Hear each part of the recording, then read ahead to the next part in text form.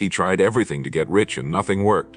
He bought the books, attended the seminars, followed the trends. He jumped from one opportunity to another, chasing every promise of fast results, and every time he thought he had finally found the formula, it slipped through his fingers. His story is not unique. You can find thousands, even millions of people in the same position, running in circles, exhausted, disillusioned, wondering why success seems to greet some people with open arms while it keeps its back turned to them. The truth is, the problem is rarely the opportunity. The problem is the man himself and how he thinks. The problem is in believing that wealth is something you stumble upon rather than something you deliberately construct. Wealth is not an event. It's a process, built from principles as real and unchanging as the laws of gravity. Until a man learns those principles and lives by them, no effort, no hustle, no frantic motion will create lasting riches. What this man never realized was that success does not come to those who are desperate for it. It comes to those who are prepared for it. And preparation is not the frantic gathering of random tools. It is the calm, methodical construction of a mental and practical foundation. Before you can have a fortune, you must become the kind of person capable of keeping one. Before money will flow into your hands, you must transform into the kind of individual who handles it wisely, multiplies it, and uses it for greater purpose. This is why so many lottery winners go broke, why so many overnight sensations fade into obscurity, and why those who inherit wealth often lose it within a generation. The outer form of wealth can never outlast the inner structure of the man who holds it. Build that structure first, and the riches will come.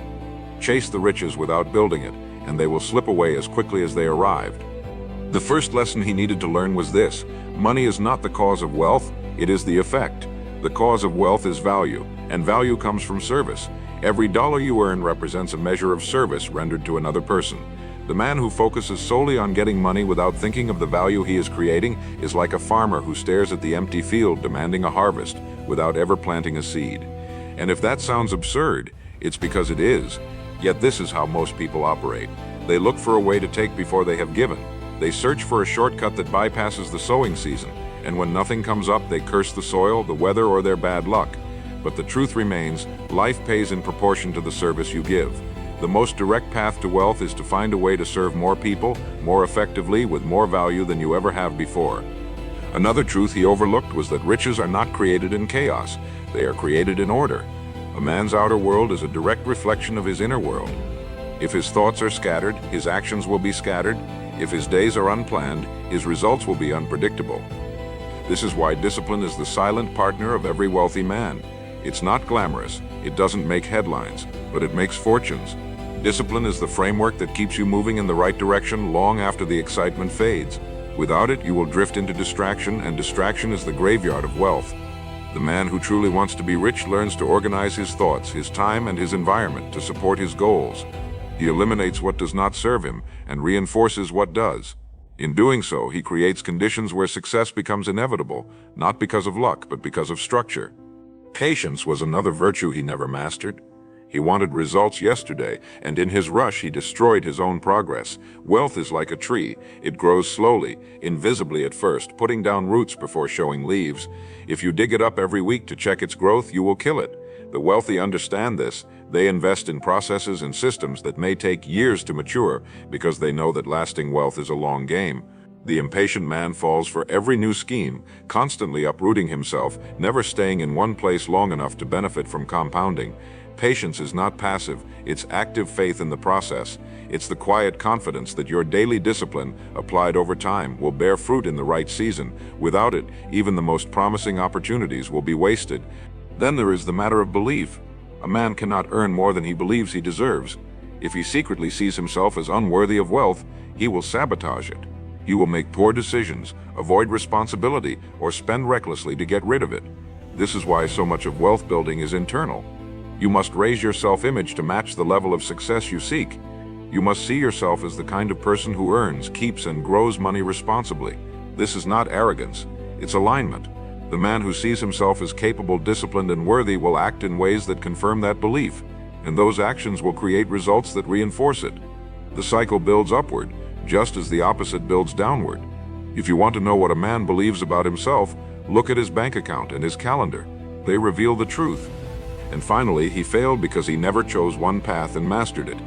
He was a collector of half-starts, dabbling in a dozen directions, never committing long enough to become exceptional at anything. Wealth does not come to the man who does many things poorly. It comes to the man who does one thing exceptionally well. Mastery is magnetic. It draws opportunity, trust, and reward. The master commands higher fees, attracts better clients, and has fewer competitors. But mastery requires focus, and focus requires saying no to distractions, to temptations, to the endless parade of opportunities that promise quick gains. The man meant to be rich plants himself in fertile ground and stays there until the roots are deep and the harvest is abundant. So the story of the man who tried everything and failed is not a story of bad luck, it's a story of missing principles. He chased outcomes instead of causes, speed instead of patience, variety instead of mastery, and in doing so, he built nothing solid. But here's the lesson.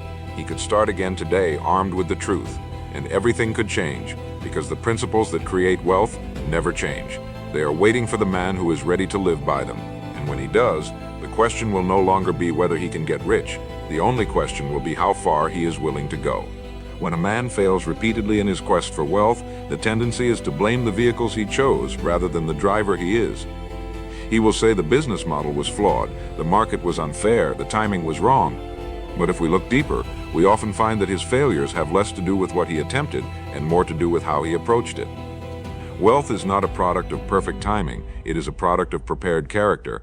Two men can stand before the same opportunity. One will turn it into a fortune, the other will walk away with excuses. The difference is not in the opportunity, it's in the mind, the habits and the personal standards of the man holding it. This is why some can turn the smallest ventures into empires, while others could inherit a kingdom and lose it in a decade. Without the inner readiness to receive, manage, and multiply money, no external opportunity can make you rich. You must understand this. Every dollar you earn is a reflection of the value you bring to the marketplace, and the marketplace does not pay for effort, it pays for results. The man who worked tirelessly but earned little often spent his time on tasks that could not scale, could not duplicate, and could not expand in value. He was busy but not effective. Wealth builders reverse this. They search for leverage, for ways to make their service reach more people at greater value without multiplying the hours they work. They understand the difference between motion and progress, between being active and being productive. A man could work 12 hours a day digging ditches and still remain poor, while another works 4 hours designing a system that digs 1,000 ditches and becomes wealthy. The difference lies in the ability to multiply value beyond the limits of one's own hands. Then there is the question of responsibility. The man who fails in wealth building often holds a silent belief that his success is at the mercy of external forces, luck, politics, the economy, other people's approval. This belief strips him of power before he even begins. The man destined for wealth assumes full ownership of his results. He does not wait for the market to favor him. He studies the market and positions himself accordingly. He does not hope that circumstances will align. He adjusts himself to align with them. He does not resent those who are further ahead. He studies them, learns from them, and applies what works. This is not stubborn self-reliance. It is strategic self-responsibility. Until a man takes full ownership, every setback will feel like an injustice instead of a lesson. Another flaw that keeps men poor is the belief that money itself is the goal. Money is never the ultimate goal. It is the byproduct of creating something of enduring worth. If money is the only aim, a man will cut corners, chase short-lived trends, and make decisions that erode trust. Trust is the unseen capital that precedes financial capital. The wealthiest men in the world operate on trust. Trust with partners, trust with clients, trust with their audience. Without it, every transaction is harder, slower, and smaller. But with it, doors open, deals close, and opportunities compound. The man who is willing to sacrifice short-term gain for long-term trust is the man who will see his wealth endure, and enduring wealth is the only kind worth building. We must also talk about learning. Many who fail to get rich treat learning as something that ends when school is over. They believe their education is complete, and in doing so they stop growing. But the world moves forward every day, and the man who stands still falls behind. The wealthy are lifelong students. They read, they listen, they observe, they ask questions. They treat every meeting, every conversation, every challenge as an education. And because they keep learning, they keep adapting. The man who tried everything and failed often repeated the same mistakes because he never learned from them. He changed the scenery, but not the script. The wealthy, by contrast, change the script until it works. They are willing to revise their methods while holding firm to their principles. Consider also the role of persistence. The man who fails often does so because he stops too soon. He lets discouragement outweigh discipline. The wealthy understand that every great result is preceded by a long stretch of invisible progress. They endure the seasons when nothing seems to be working because they know those are the seasons when foundations are being laid. They are willing to work without applause, without visible reward, because they are certain that the harvest will come if the seed is good and the ground is tended. The poor abandon the field when the rain is late. The wealthy stay through the drought and collect the harvest when it finally arrives. Finally, the man who failed to get rich lacked alignment between his desires and his identity. He wanted the life of a wealthy man while keeping the habits of a struggling one. He dreamed of financial freedom but spent as though money had no purpose. He spoke of building an empire but treated his time carelessly. This misalignment is the quiet thief of success. Until your daily actions match the person you claim to want to be, you will remain where you are. The wealthy decide who they must become, then they live as that person long before the money arrives. And because they do, the money arrives sooner than it would for anyone else. In the end, the reason he failed was not because the world was against him, but because he had not yet become the man the world rewards with wealth. This is the part most people miss. Getting rich is not about chasing money, it's about becoming someone for whom money is the natural result of who they are and what they do. Once you understand that, you stop searching for the perfect opportunity and start perfecting yourself for the opportunities you already have. And when you do, you'll find that wealth was never far away. It was waiting for you to be ready. He thought wealth was a matter of picking the right thing at the right time. If he could only choose the right business, the right market, the right investment, everything would fall into place. This is the gambler's mindset dressed up in entrepreneurial clothing, and like all gamblers, he believed that the next hand would change his life. But the man who truly understands wealth knows that it isn't luck that matters, it's leverage. It's the ability to take whatever you have, however small, and multiply it. Wealth isn't built on lucky breaks, it's built on compounding effort over time. The one who gets rich doesn't wait for the perfect moment. He takes the moment he has and perfects his approach. If you're waiting for the stars to align before you begin, you're not an aspiring success, you're an aspiring spectator. One of the most dangerous traps he fell into was chasing complexity. He assumed that because he wasn't wealthy yet, the answer must be hidden in something intricate, advanced, or secret. But wealth is almost always built on simple ideas executed consistently. A store sells products at a profit. A service solves a problem for a fee. An investment earns a return over time. Strip away the noise, and these are the foundations. The poor mind dismisses simple principles because they seem too obvious. The rich mind sees their power and applies them with discipline. Simplicity is scalable. Simplicity is teachable. Simplicity is sustainable. If your wealth plan can't be explained to a 12-year-old, it's too complicated to endure. The man who tried everything never learned to measure what mattered. He judged his success by activity, not by results. He measured his days by how busy he was, not by how much progress he made. The wealthy think differently. They don't ask, how much did I do today? They ask, what moved me forward today? The distinction is everything. Busyness is a narcotic. It makes you feel productive while numbing you to the truth that you're standing still. Results come from targeted action, not from filling the hours. The man destined for wealth identifies the few actions that yield the most return and doubles down on them, eliminating or delegating the rest. That is how fortunes are made, not by doing more, but by doing more of what works. Another reason his efforts failed is that he treated money as an event, not a relationship. He wanted to get rich, as though wealth was something to grab and hold. The wealthy understand that money is in motion. It flows toward value and away from neglect. It responds to care, attention, and intelligent direction. If you treat money as something to catch once and keep in a drawer, it will slip through your fingers. But if you treat it as a partner, something to grow, invest, and guide, it will multiply. This requires a mental shift from thinking like a consumer to thinking like a steward. A consumer asks, what can I buy with this? A steward asks, how can I use this to create more? That single change in perspective is often the dividing line between those who stay broke and those who build lasting wealth. He also underestimated the power of reputation. In every field, reputation is currency. It determines who will work with you, who will recommend you, and who will trust you with opportunity.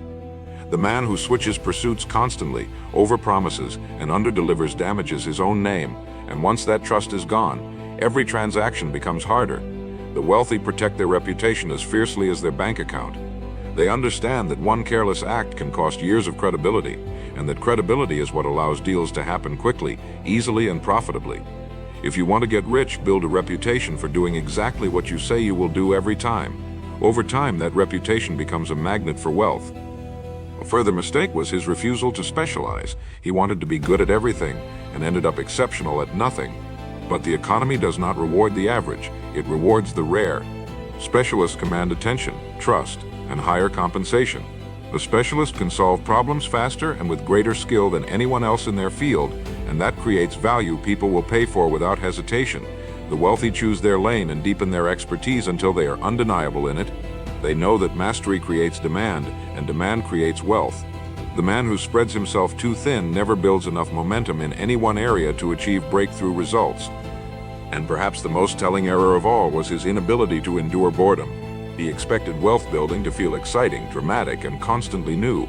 But real wealth is the result of doing the right things again and again, long after the novelty is worn off. The wealthy embrace this. They understand that the emotional high of starting something is temporary, but the rewards of finishing it are permanent. They lean into the routine, trusting the process to work even when it feels monotonous. In this way, they become immune to the restlessness that sabotages so many. So in the end, his failure wasn't from a lack of trying, it was from a lack of understanding. He thought wealth was about finding the right thing when it was always about becoming the right person. He thought the answer was out there when it was always in here, in his thinking, his habits, his standards. And until those changed, nothing else could. But when they do, when a man finally sees that wealth is the shadow cast by disciplined value creation, he stops trying everything and starts mastering something. That's when the tide turns. He never understood that the pursuit of wealth is not a straight climb. It is a series of plateaus, tests, and adjustments. The man who imagines the road to riches as a constant upward trajectory is quickly discouraged when he hits his first stall. He assumes the plateau means failure, and he abandons the path for something that feels more promising. But the wealthy know that plateaus are part of the process. They are not punishment, they are preparation. A plateau is where you consolidate your gains, refine your systems, and strengthen your foundation before the next rise. Without this consolidation, any growth you experience will be fragile. The impatient man despises the plateau because he measures only by visible progress. The wise man values it because he knows that the invisible work being done there is what makes the next leap possible. Another trap he fell into was treating risk as something to avoid entirely. He wanted the rewards of wealth without the discomfort of uncertainty. But risk is inseparable from reward. The difference between the reckless and the wealthy is not that the wealthy avoid risk, it's that they manage it. They take calculated risks, informed by research, experience, and preparation. They do not gamble on blind chances, they bet on outcomes they have stacked heavily in their favor. And when they lose, which even the best do, they extract every lesson from that loss and reapply it. Risk becomes a tool, not a threat. The man who refuses to take risks will remain safely where he is, which is often exactly where he has been for years, stuck hoping for change while doing nothing to provoke it. He also misunderstood the role of environment in shaping his financial destiny. He kept himself surrounded by people who thought small, spent recklessly, and settled quickly. Your environment is not neutral. It is constantly pulling you up or down. The wealthy deliberately curate their surroundings. They spend time with people who challenge them, who expand their vision, who expect more of them than they expect of themselves. They place themselves in rooms where they are the least experienced person, because that's where growth is fastest. If your goal is to become wealthy, you cannot afford to stay where the standard is mediocrity.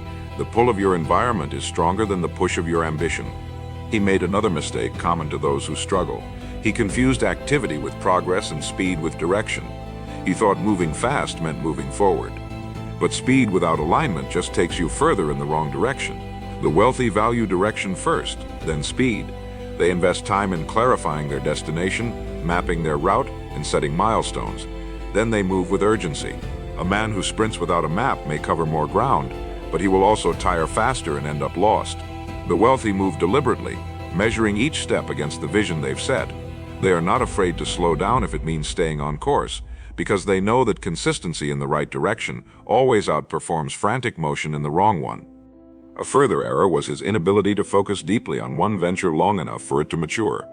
He was easily seduced by the new, the shiny, the next big thing.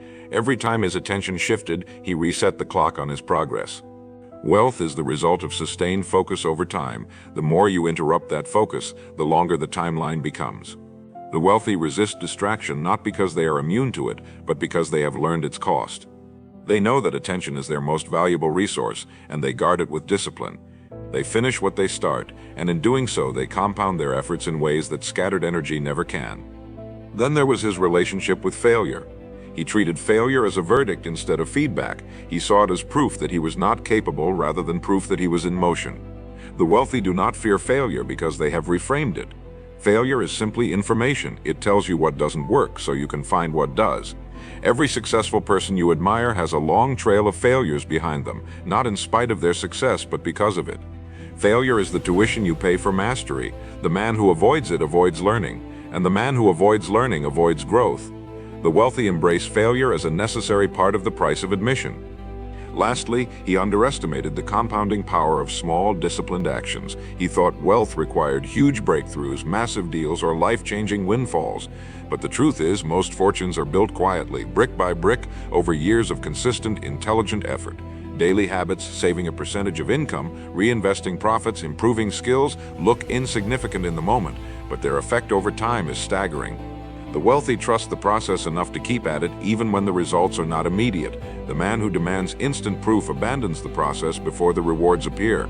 And so he starts over again and again, never staying long enough to see the compounding work in his favor. His failures were not random. They were predictable. They were the natural consequence of impatience, fear of risk, poor environment, scattered focus, and misunderstanding the true nature of progress. But here's the hopeful truth. Every one of those patterns can be changed. The moment he decides to embrace the plateau, to calculate and take risks, to choose his environment wisely, to focus deeply, to learn from failure, and to commit to small daily disciplines, his trajectory changes.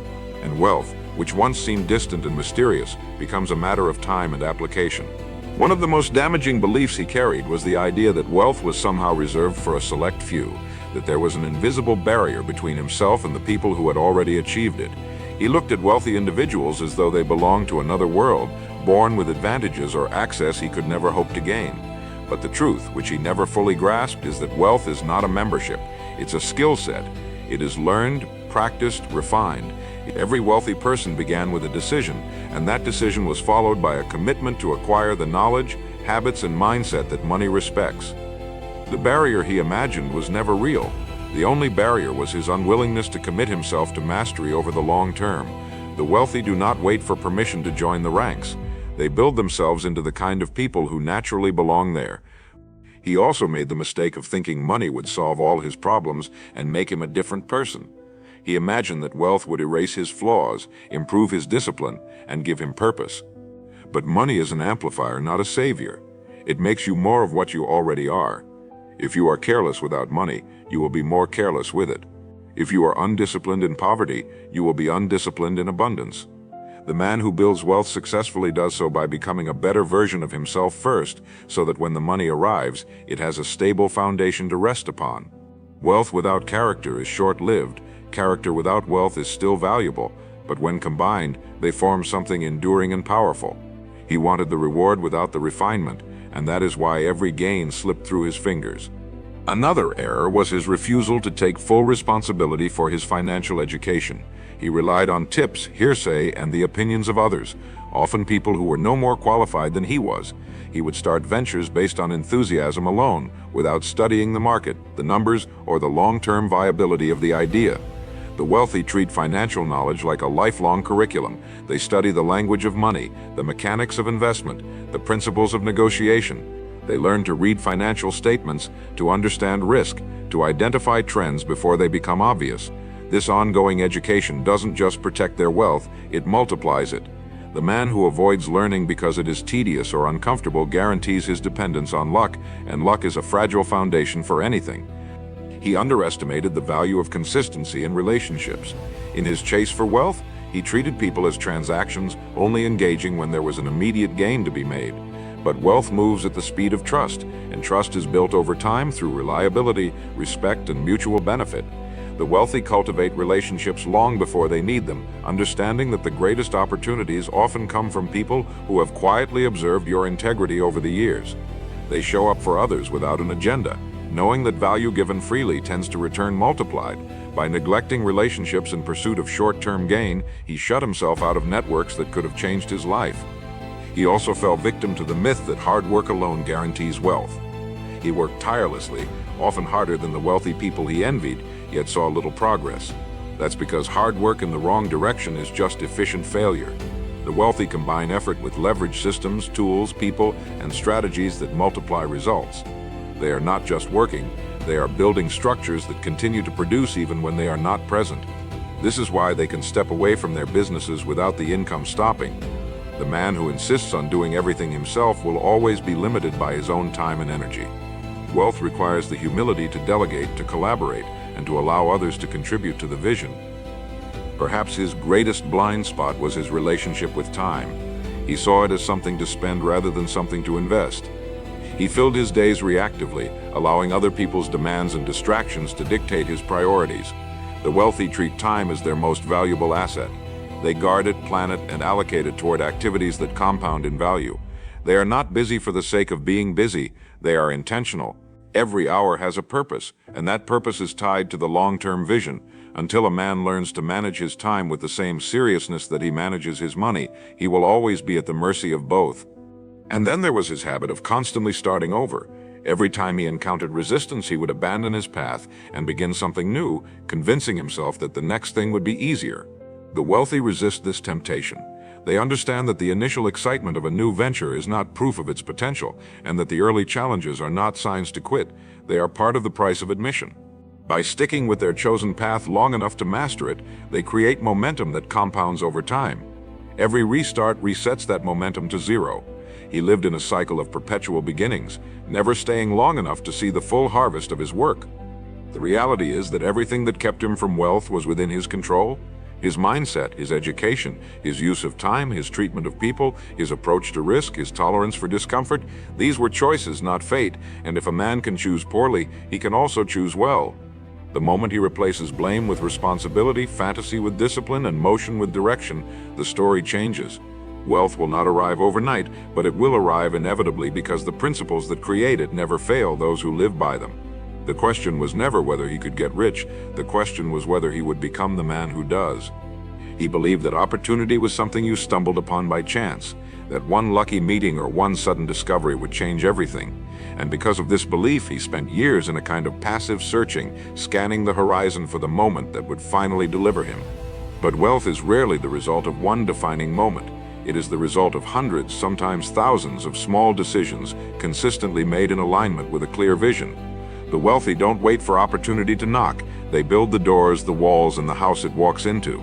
They put themselves in motion, creating momentum so that when an opportunity appears, they are already moving toward it and can seize it instantly. Those who wait in stillness often miss the moment entirely because they are unprepared to act when it finally comes. Another misstep was that he never built anything designed to outlast him. Everything he pursued depended entirely on his own constant involvement, his own constant energy. The wealthy think differently. They create systems, assets, and structures that can function without their daily presence. This might mean a business with a trained team, investments that produce cash flow, or intellectual property that continues to generate value over time. The goal is to create streams of income that don't dry up the moment you step away.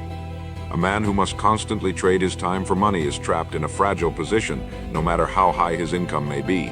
True wealth frees you from that trap, not by working less at the start, but by working with the intention to build something that works even when you are not there. He also misunderstood the relationship between failure and timing. In his mind, failure meant the idea was dead, the opportunity gone forever. But the wealthy see failure as part of timing. Sometimes the market isn't ready, the conditions aren't aligned, or the execution needs refinement. They shelve ideas, rework them, and bring them back when the time is right.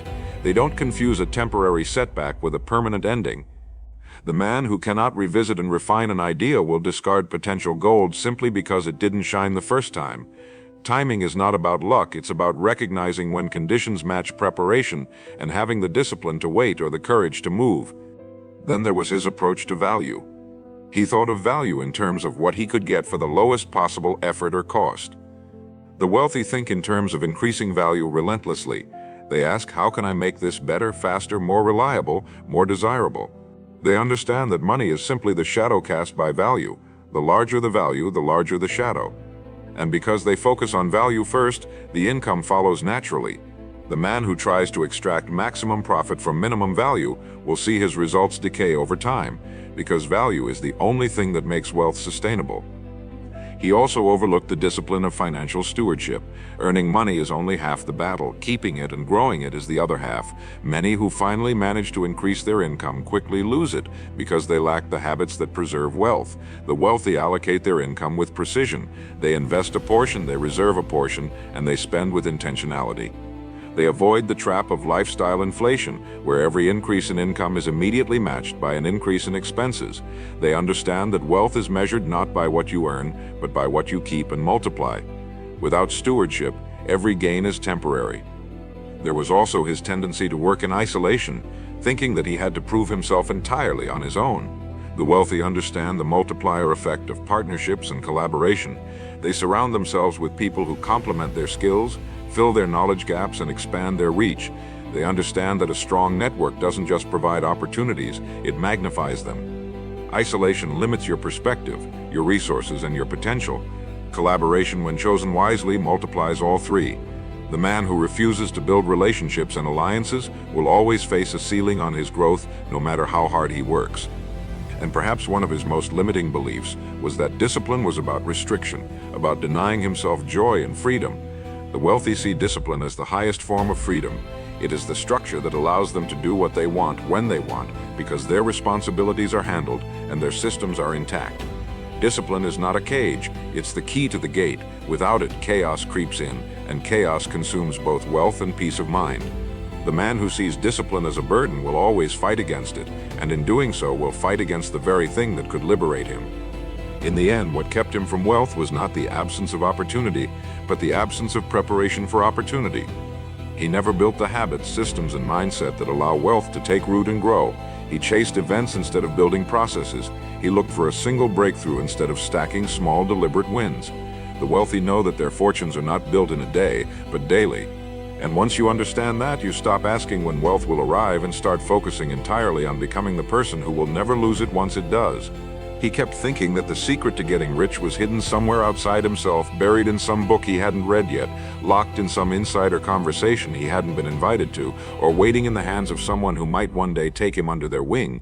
And so he moved through life as a seeker of shortcuts, a collector of half-truths, always preparing, always hoping, but rarely building. The wealthy take a different view. They understand that the so-called secret is simply this: begin where you are with what you have and never stop refining. They know that the same principles that built fortunes a century ago still build them today. These principles are not hidden, they are ignored because they require discipline, patience, and long-term vision, qualities most people refuse to cultivate. The man who endlessly searches for a missing key never notices that the door was unlocked all along. Another reason he failed was that he never learned to manage his emotions in the presence of money. He chased it when he felt excited, abandoned it when he felt discouraged, and made decisions based on fear or greed instead of reason. Wealthy individuals maintain emotional stability. They do not overreact to wins or losses. They see both as part of the same process. This steadiness allows them to stay in the game long enough to win it. When markets swing, when deals fall through, when plans encounter obstacles, they remain anchored to their strategy. Emotional discipline is just as critical as financial discipline because panic and overconfidence destroy fortunes faster than any economic downturn. He also struggled because he was unwilling to do the unglamorous work for long enough. He was attracted to big moments, launches, announcements, impressive appearances, but wealth is built in the quiet, repetitive actions that compound over time. The wealthy spend far more days behind the scenes than in the spotlight. They are willing to work without recognition, to refine their craft without applause, and to stay committed long after the novelty is worn off. They understand that consistency outlasts intensity, and that doing the right thing daily is infinitely more powerful than doing a brilliant thing once. There was, too, his reluctance to measure progress in meaningful ways. He kept score by how things felt rather than by numbers and data. The wealthy rely on measurement. They track income, expenses, returns, and growth with precision. They set clear targets and evaluate whether their actions are moving them closer or further away. This feedback loop allows them to adjust quickly and avoid compounding mistakes. Without measurement, a man can drift for years without realizing he's moving in circles. and drifting in the realm of wealth is just a slower way to go broke. He failed as well because he never tied his wealth-building efforts to a deeper purpose. His goals were purely material, numbers in an account, possessions to display, and when challenges came, these shallow motivations weren't enough to carry him through. The wealthy often have a purpose that extends beyond themselves. It might be providing for their family, building a legacy, funding causes they believe in, or creating opportunities for others. This higher purpose fuels persistence in the hard seasons and gives meaning to the work. Without it, every obstacle feels heavier, every delay more discouraging, because the journey lacks a compelling why. Another oversight was his failure to develop adaptability. He approached wealth building with a rigid mindset, assuming that once he chose a path, it should work forever without adjustment. But markets shift, technologies advance, and consumer needs evolve. The wealthy are flexible without being aimless. They adjust their methods while holding firm to their principles. This adaptability allows them to survive downturns, seize emerging opportunities, and remain relevant in changing times. The man who insists on doing things the way they've always been done will eventually find himself doing them for an audience that no longer exists. He also underestimated the cost of inaction. While he hesitated, weighed options endlessly, and waited for certainty, others moved. Others tested ideas, made mistakes, and learned. And in the time he spent avoiding failure, he failed by default. Wealth favors movement. The wealthy act with calculated boldness, knowing that momentum is a form of capital in itself. Opportunities are perishable, and hesitation can be more expensive than a wrong step taken quickly and corrected. They know that perfection is the enemy of progress, and that the future belongs to those who start before they feel ready. In the end, his story is not one of a man doomed by fate, but one of a man trapped by patterns of distraction, hesitation, shallow commitment, and misplaced focus, patterns that can be broken the moment a man decides to replace them with new ones: clarity, discipline, measured action, and enduring purpose. Wealth is not waiting to be discovered, it is waiting to be built. And the moment he understands that the builder is not the opportunity but the man himself, he will stop chasing and start creating. And when he does, he'll realize that everything he thought he was searching for had been in his hands all along.